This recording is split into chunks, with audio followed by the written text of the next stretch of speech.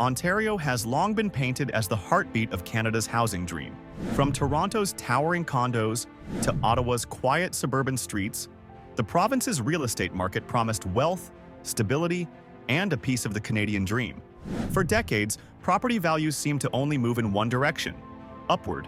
Homeowners felt untouchable, investors flooded in with cash, and headlines boasted of record-breaking sales and bidding wars that made global news. But in 2025, that confidence has cracked. The once unstoppable Ontario housing market is showing signs of fatigue. For 6 straight months, sales volumes have dropped, prices have slipped below last year's peaks, and in Toronto, the province's most high-profile market, the average home price has fallen back under the $1.1 million mark, nearly $80,000 lower than this time a year ago. What was once Ontario's shining symbol of economic growth is now the cause of late-night anxiety for families, sellers, and investors. The shift is impossible to ignore. Families who stretched to buy at the height of the market are whispering about being house poor, forced to spend more than half their income just to stay afloat. Realtors who once boasted of selling homes in a week are now watching listings sit for months. And developers, who just 2 years ago launched projects with lightning-fast sellouts, are delaying or canceling builds altogether. The Ontario housing story has moved from one of triumph to one of hesitation, from boom to overheating. The roots of today's slowdown stretch back to Ontario's red-hot growth between 2015 and 2022. In that period, Ontario wasn't just booming, it was exploding. The Greater Toronto Area became a magnet for global investors, new residents, and international money, with populations rising faster than housing supply could ever hope to keep up. Entire neighborhoods that once sat quiet were transformed almost overnight, and the skyline of Toronto filled with cranes, each one promising another tower of luxury condos. Toronto home prices more than doubled in less than a decade, a surge that made headlines not just across Canada, but around the world. Ottawa, long considered steady but unspectacular, saw its own unprecedented growth, with average home prices climbing more than 65% between 2016 and 2022. And the boom wasn't limited to the big cities. Smaller markets such as Kitchener-Waterloo, Hamilton, and London were swept up in the frenzy as well. Communities that once offered affordable alternatives suddenly saw bidding wars and price increases that outpaced wage growth by staggering margins. Investors poured gasoline on the fire. Domestic buyers looked to condos and rental properties as investment vehicles, confident that the market would never cool. International capital targeted Ontario as a safe haven, drawn by Canada's reputation for stability and by the province's rising global profile. Multiple offer scenarios became not just common, but expected, with buyers competing aggressively in hopes of securing even modest homes. Bidding wars often drove sale prices hundreds of thousands over asking, creating stories of frustration for ordinary families who were repeatedly outbid. Homes sold within days, sometimes within hours, often for numbers that felt disconnected from reality. It was a market running on adrenaline. Yet beneath the excitement, affordability was collapsing. Median incomes simply could not keep pace with the rapid appreciation in property values. Families earning average salaries found themselves completely locked out of ownership, forced into a rental market that was itself tightening and climbing in cost. Those who did manage to buy during this frenzy often stretched themselves financially thin, banking on the belief that prices would only keep rising and that their sacrifice would pay off in long-term equity. Analysts repeatedly warned that such growth was unsustainable. They pointed out that when housing prices rise far faster than wages, the gap always comes back to haunt the market. But in the heat of Ontario's housing boom, those warnings were easy to ignore. The optimism surrounding Ontario real estate drowned out the noise, reinforced by glossy marketing campaigns, glowing headlines, and stories of people making fortunes seemingly overnight. For many, it didn't feel like a bubble. It felt like an unshakable truth that Ontario housing could only go up. Early cracks in the market. By late 2023, the tone across Ontario's housing market began to shift in a way few had expected. Rising borrowing costs cooled demand, especially among first-time buyers who had already been struggling to qualify for mortgages. The days of ultra-cheap credit were over, and with them went the frenzy that had once defined Ontario real estate. Suddenly, the feverish energy of the market began to stall. In Toronto, inventories that had once been cleared out in days began to climb steadily, with more homes sitting unsold month after month. Sellers who once confidently priced their properties well above market value started to realize that those strategies no longer worked.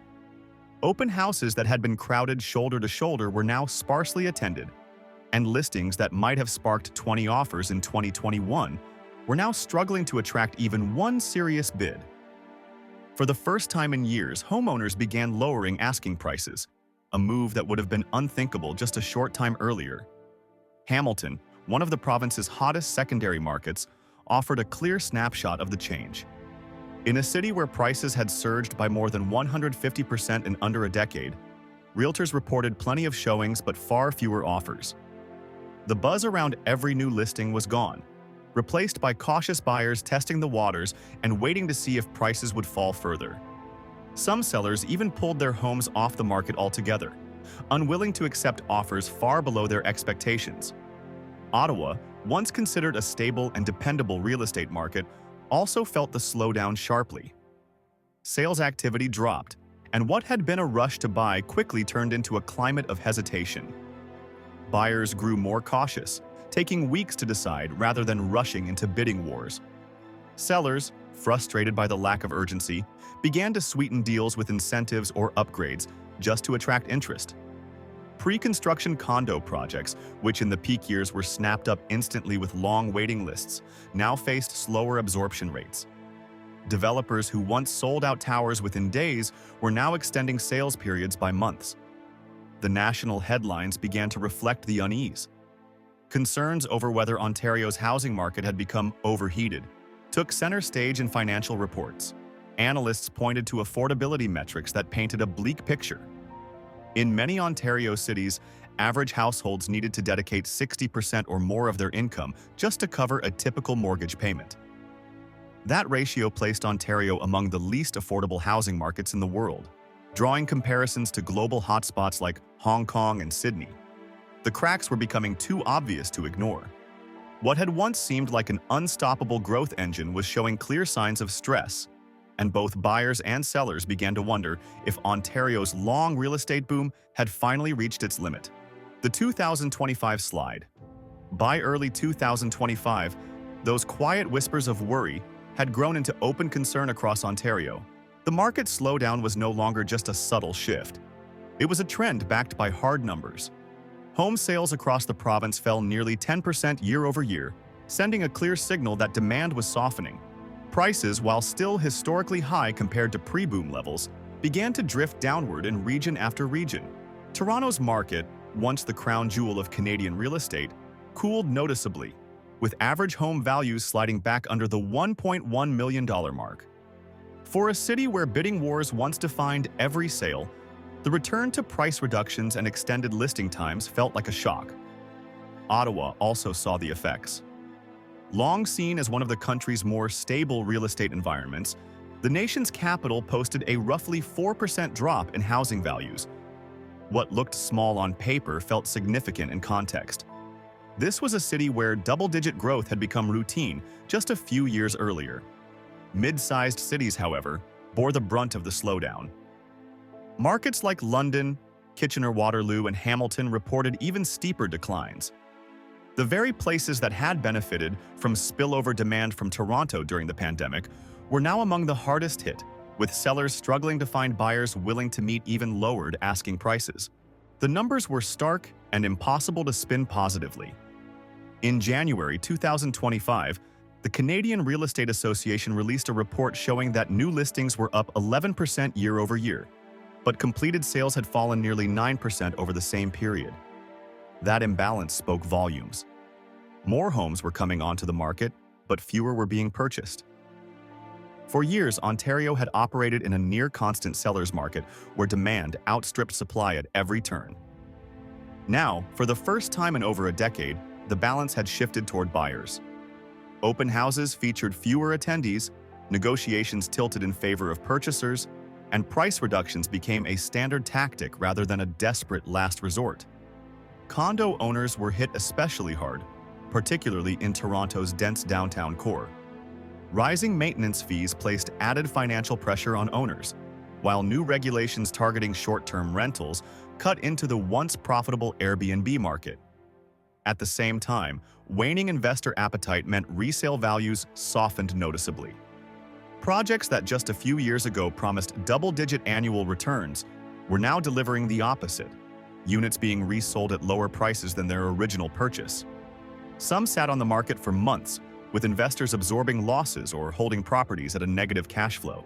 Stories began circulating of investors who had purchased multiple units at the height of the boom now struggling to keep up with mortgage payments, taxes, and fees as rental income fell short of covering costs.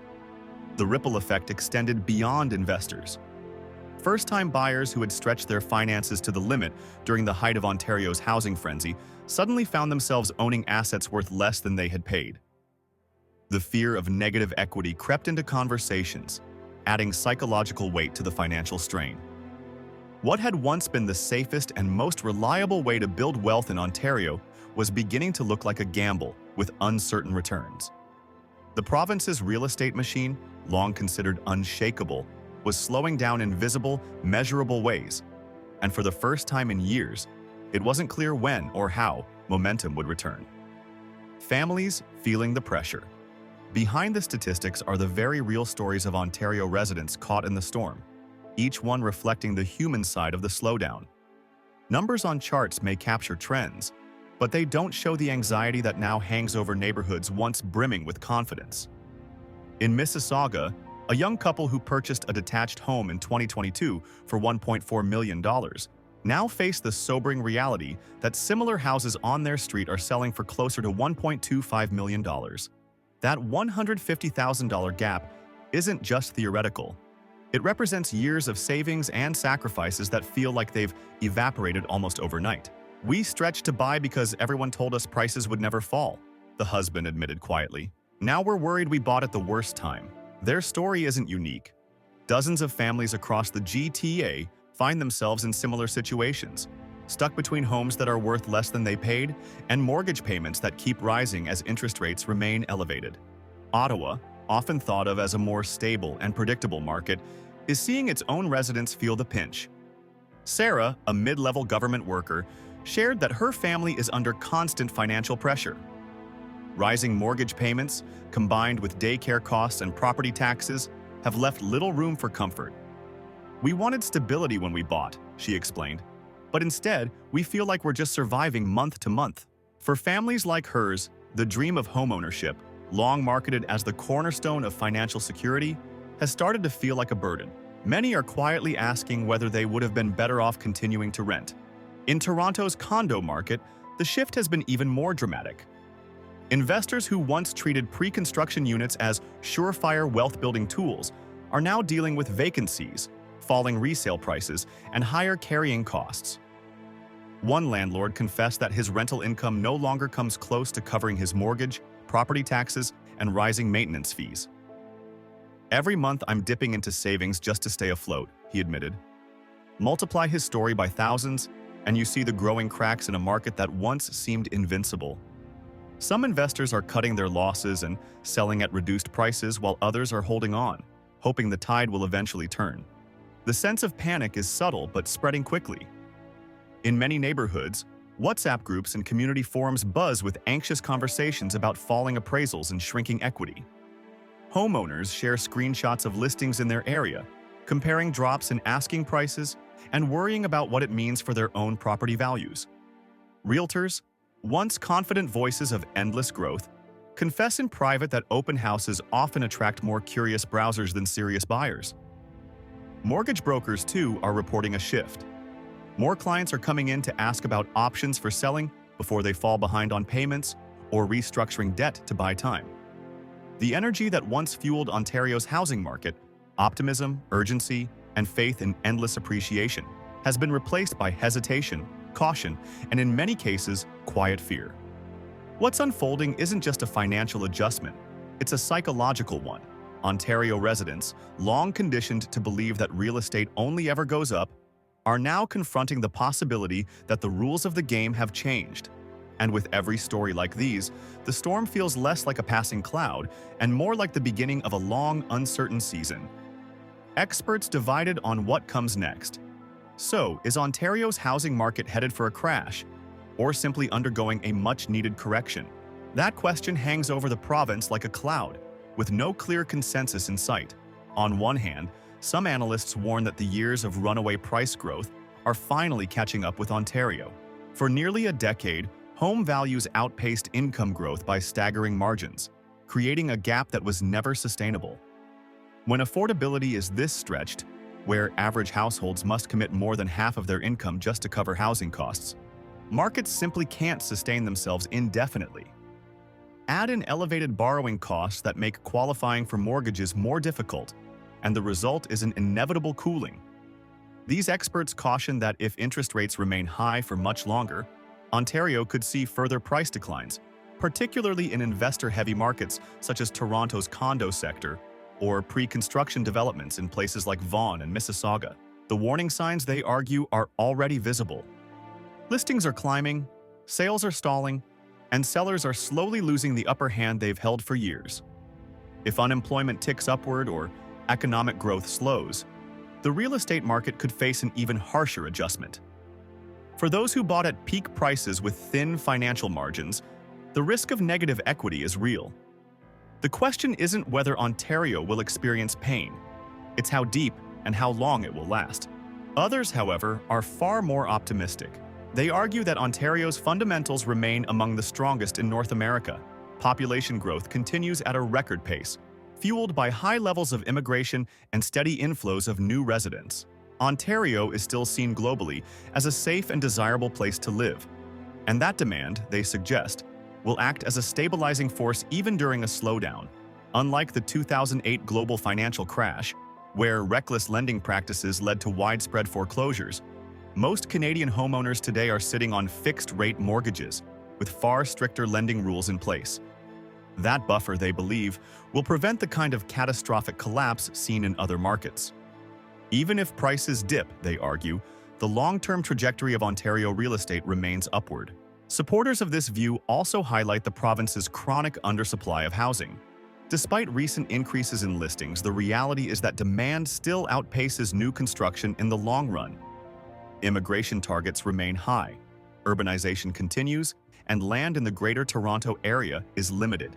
These factors, they claim, will eventually put a floor under the market, even if prices soften in the short term. From their perspective, what Ontario is experiencing isn't a crash, but a normalization, an overdue return to balance after years of excess. Still, nearly all experts, whether cautious or optimistic, agree on one important point. The era of frenzied bidding wars, rapid-fire sales, and double-digit annual price growth is over. Ontario's housing market is entering a new phase, one defined by slower appreciation, greater scrutiny, and more measured decision-making from both buyers and sellers. For those who stretch themselves too thin financially, the risks are higher than ever.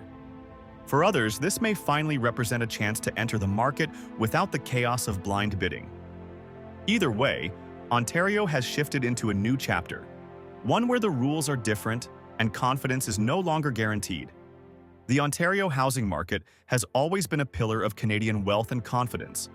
But in 2025, the story feels different.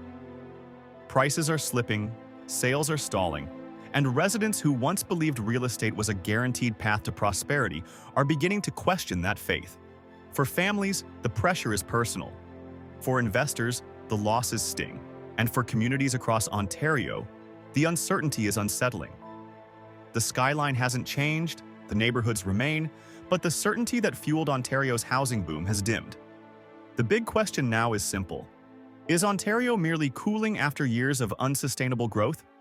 Or are we witnessing the early stages of a deeper housing correction? The answer will shape not only property values, but the future of communities across the province.